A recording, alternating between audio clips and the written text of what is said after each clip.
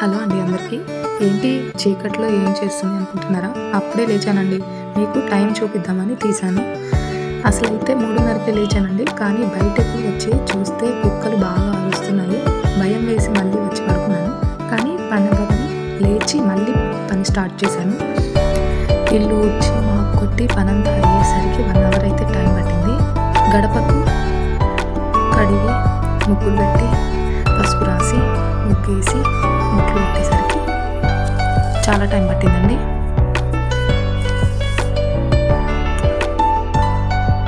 ప్రతిరోజు ఇలా ఇంటి ముందు ముగ్గేసుకుంటే ఎంత బాగుంటుందో కదండి. ఇంటికి కూడా కళ ఉంటుంది. నేనైతే ప్రతిరోజు గడపకు పసుపు రాసి బొట్లు పెట్టి మంచిగా ఇంటి ముందు ముగ్గేసి పసుపు కుంకుమ పెడతానండి. ఎంత టైం అయినా కూడా చూస్తున్నానండి, ఇంకా చీకటిగానే ఉంది. ఎవ్వరూ లేవలేదు. నేను ఒక్కదాన్ని లేచానని నేను అనుకున్నాను.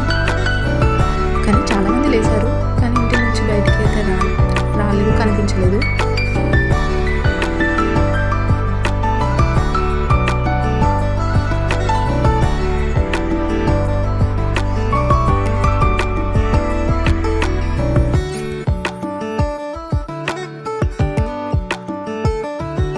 నేనైతే ఇలా మెలికల ముగ్గు వేస్తానండి. ఫోన్లో చూసైనా లేకపోతే నాకు వచ్చిన ముగ్గులైనా నేను మెలికల ముగ్గులే వేస్తాను ఎక్కువ. చూడడానికి ఇంటి ముందు ఎంత చక్కగా ఉంటాయో చూడండి. పసుపు కుంకుమ పెడితే ఎంత చక్కగా ఉందో చూడడానికి కూడా. ఈ పని మొత్తం చేసాక స్నానానికి అయితే వెళ్ళాలండి. తెల్లవారుజామున కార్తీక మాస స్నానం చేసి వచ్చి పువ్వులు కోయడానికి అయితే నేను కిందకి వెళ్ళానండి. ఈ మెట్లు దిగడానికి చాలా టైం పట్టింది. మొత్తం చీకటిగా ఉందండి. ఎటు చూసినా చీకటే. ఎంత భయంగా ఉంటుందో. ఫస్ట్ మనం వెళ్ళిస్తే పువ్వుల చెట్టు కూడా మొత్తం చీకటి కనిపిస్తుంది. ఏమీ లేదు, పువ్వులు కనిపించట్లేదు. కానీ సీసీ కెమెరా నుంచి వచ్చే లైట్ నుంచి పువ్వులు అయితే కనిపించాయి. కొన్ని కోసాను. పారిజాతం పూలు కూడా దొరికాయండి నాకు. అవి కొయ్యకూడదు కదా, కింద పడ్డాయి, ఏరుకోవాలి. సో నేను ఏరుకొని ఇంకా మొత్తం చీకటి ఉందని భయం వేసేసి తొందరగా అయితే పైకి వచ్చేసానండి. ఇంకా మా ఇంట్లో ఉన్న శివయ్యకి అయితే లింగానికి కడిగి బొట్లు పెట్టానండి. పూజకంతా రెడీ చేసి దీపాలను పెట్టుకొని పువ్వులతో రెడీ చేసి ఉంచానండి. మా వారు వెలిగిస్తారు దీపాలు, అందుకోసం పూజ కోసం రెడీగా ఉంచాను. నేనైతే ఇలా ప్రతి సంవత్సరం మనం గోదావరికి వెళ్ళి స్నానాలు చేసి గోదావరి నీళ్ళలో అయితే దీపాలను వదలలేం కదండి. అందుకోసం నేనైతే ఇలా ప్లేట్లో వాటర్ తీసుకొని అందులో పసుపు గౌరమ్మని చేసుకున్నానండి. అందులో పసుపు కుంకుమ పూలు, అలానే గౌరమ్మ కూడా పసుపు కుంకుమ పూలు వేసి నేను కిందకి మళ్ళీ జిల్లేడాకు కోసం అయితే వెళ్ళానండి. అప్పటికి తెల్లారుతుంది. ఇంకా జిల్లేడాకు తీసుకొచ్చేసరికి మొత్తం తెల్లారిపోయింది. ఇంకా ఈ దీపాలు వెలిగించుకునేసరికి తెల్లారిపోయిందండి. ప్రతి సంవత్సరం నేను ఇలానే చేసుకుంటానండి. ఇంకా అరకు దొప్పలైతే దొరకవు కదండి. సో అందుకోసం నేను ఇలా జిల్లేడాకులో నైటే నానబెట్టుకుంటానండి. ఒత్తులైతే మేము ఇంట్లో 5గురు ఉంటాం కాబట్టి నేను, మా వారు, మా పిల్లలు, మా అమ్మమ్మ. సో 5గురి కోసం 5 ఒత్తులు ఇట్లా నానబెట్టుకొని ఉంచుకుంటానండి ఆయిల్లో.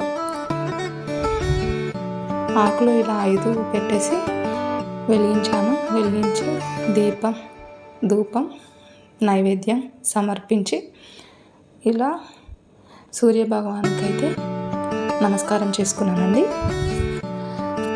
మీరు కూడా ఇలానే చేసుకుంటారా? చేసుకుంటే కామెంట్ చేయండి కామెంట్ సెక్షన్లో.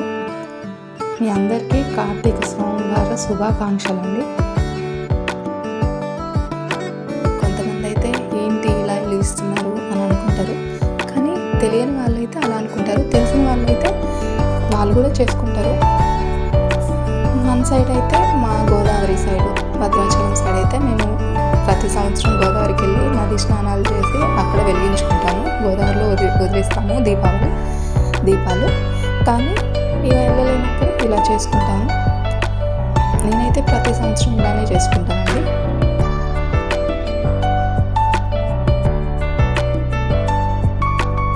దీపాలు వెలిగిస్తూ ఉంటే చూడండి ఎంత చక్కగా, అసలు ఎంత కాంతివంతంగా కనిపిస్తున్నాయో. నాకైతే చాలా బాగా అనిపించిందండి. అసలు చూడడానికి కూడా చాలా బాగా అనిపించింది. ఎంత బాగుందో. ఇంకా మొత్తం దీపాలు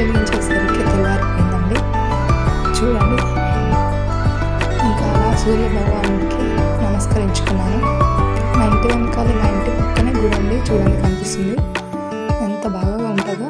మంచు బాగా పడుతుంది, చల్లటి గాలి వేస్తుంది.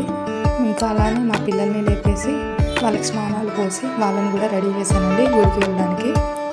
ఇంటి ముందు కూడా దీపాలు వెలిగించుకున్నానండి. చూడండి ఎంత చక్కగా కనిపిస్తుందో.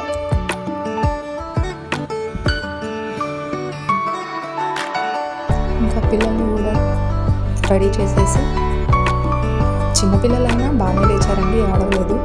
మా పాప అయితే చాలా బాగా అసలు ఏడుస్తుంది అనుకున్నాను, అస్సలు ఏడవలేదు. తల స్నానం చేసేసింది, చక్కగా గుడికి వెళ్ళిపోయాం అందరం కలిసి.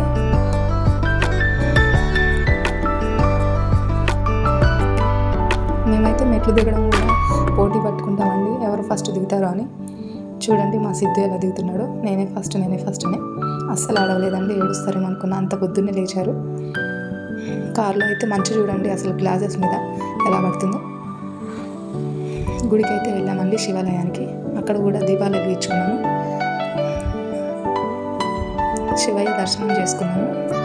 అలానే దీపాలను అయితే వెలిగించుకొని బయట ఉండే శివలింగానికి నీళ్ళతోనే అభిషేకం చేశానండి. మా సిద్ధు చూడండి ఎంత చక్కగా అభిషేకం చేస్తున్నాడో, చాలా బాగా అనిపించింది. మీకు కూడా మంచిగా అనిపించిందండి. నేనైతే వెంకన్న స్వామిని కూడా దర్శనం చేసుకున్నాను, చాలా బాగుందండి. కార్తీక మాసంలో ఇదే ఫస్ట్ రోజు అండి నేను గుడికి వెళ్ళాను. స్టార్ట్ అయ్యి చాలా రోజులు అవుతుంది నేను గుడికి వెళ్ళలేదు, ఈ రోజే వెళ్ళాను. చాలా మంచిగా అనిపించింది.